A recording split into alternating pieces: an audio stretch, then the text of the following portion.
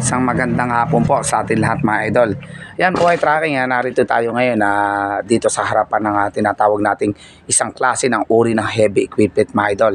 Mga idol, ito nga narito ngayon sa harapan ng screen natin yung tinatawag nating grader mga idol. O isang uri o klase ng heavy equipment mga idol. Pagmas na natin mga idol, gulong pa lamang niya ang lalaki na. Yan mga idol, tingnan natin kung ano ba ang mga katangian at kung ano ang bumubuo ng isang heavy equipment na kagaya ng tinatawag nating grader mga idol. Yan mga idol, tingnan po natin yung talim niya.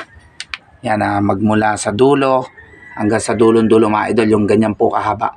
Mga idol, yung talim niya, ang yan ang tinatawag natin na yan ang kumakayod o sinusuro niya yung mga lupa o yung mga malalaking tiningkal mga idol upang mapatag mga idol. Yan po ang isa sa klase ng tinatawag nating heavy equipment mga idol o yung grader kung tawagin, buhay tracking. Yan po, Mitsubishi po ang tatak niya na buhay tracking ngayon po. Mitsubishi. Grader po yan mga idol. Isa sa klase o ginagamit sa paggawa ng kalsada mga idol. Yan po, buhay tracking equipment po ito. Heavy equipment mga idol. Tingnan niyo po. Yan. Yan, saan man sulok ng Pilipinas, maging sa ibang bansang naroon na ating mga kababayan. Ayan, karagdagang balita, informasyon po mga idol. Yan, isa sa tinatawag na heavy equipment po ang grader, buhay tracking.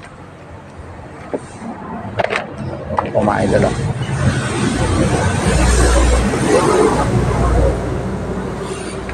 Po ang tinatawag natin grader. Ay mga idol, lapitan pa natin yung ibang kagamitan na ginagamit po sa paggawa ng kalsada mga idol. Dagdagang impormasyon, balita para sa ating mga kababayan. Yan mga idol, ito naman po nasa harapan natin ang isang klase o uri ng heavy equipment, yung tinatawag nating idol pison. Yan. Tingnan po natin kung ano katangian ng pison na yan mga idol. Yan pong piso na yan, buhay tracking, yun yung ginagawa na kapag po ang isang kalsada ay nasuro na o naano na ng grader, papatagin po niya mga idol para bago lagyan ng semento o sementohan mga idol yung isang ginagawang highway o yung kalsada kung tawagin natin mga idol. Yan po mga idol. Ito po ay klase ng heavy equipment pa rin mga idol, yung tinatawag na piso. Yan. Mga idol, ito naman pong nasa harapan natin ang isa sa klase ng 12-wheeler mga idol, yung tinatawag natin flatbed mga idol. Yan.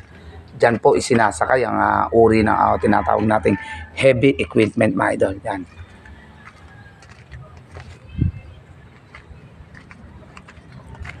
Yan mga idol, iba't ibang klase ng mga heavy equipment o mga ginagamit po sa paggawa ng kalsada mga idol o sa constructions. Idol yan. Lapitan po natin yung tinatawag naman nating idol na mixer. Yan mga idol. Klase po ng mga heavy equipment mga idol na ginagamit po sa pag-construction o sa paggawa ng kalsada. Yan mga idol. Ito naman po ang tinatawag nating mixer mga idol. Yan.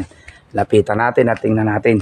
Yan mga idol, yung mga simento at saka buhangin pag nagsama-sama mga idol, dyan po gigilingin mga idol. Yan.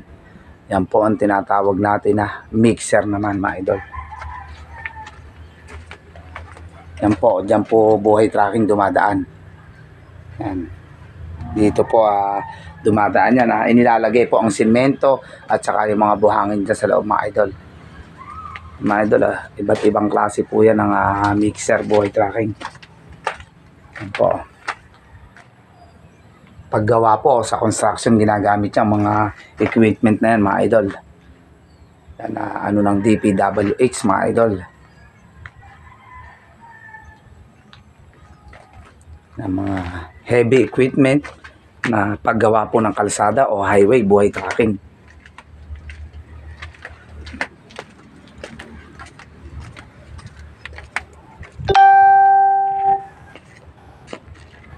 Yan po ang mga mixer.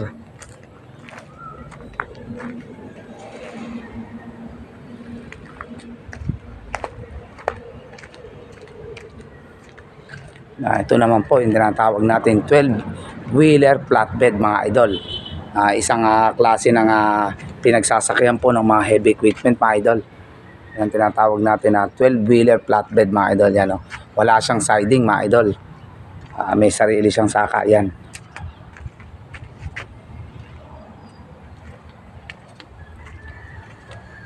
Mga idol, ito naman po yung mga pinagsasakay naman po ng mga buhangin mga idol. Yan.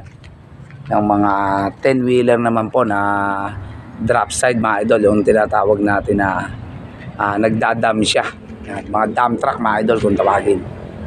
Yan naman po ang dump truck.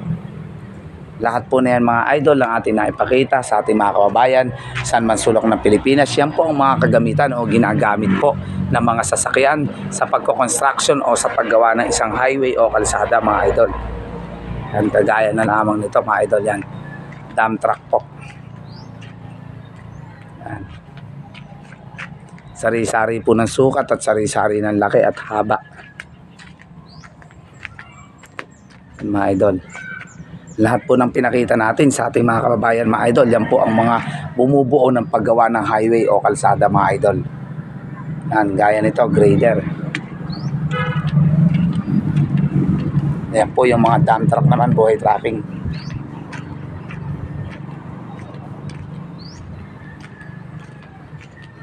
Yan, ginagamit po lahat yan mga idol sa paggagawa po ng kalsada o highway mga idol. Yan ang mga mixer natin.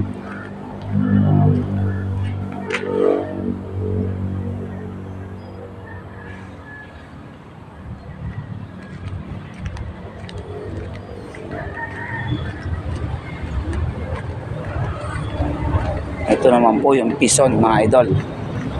Yan ang pison.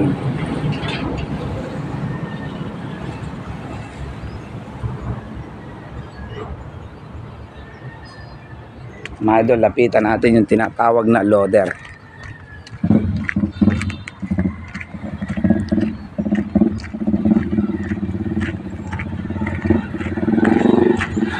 Mga idol, yan naman po yung loader na pinandadakot po ng mga bato, mga idol, o buhangin. Yan. Yan po ang loader, isa sa tinatawag din natin heavy equipment mga idol. Yan, loader po yan. Yan, lahat po ng mga idol ng mga klase ng mga o uri ng mga sasakyan o heavy equipment ginagamit po sa pag-construction yan o tinatawag natin paggawa ng highway o kalsada mga idol. Bahagi pa rin siya ng DPWH mga idol, yung pagko-construction ng o paggawa ng mga kalsada.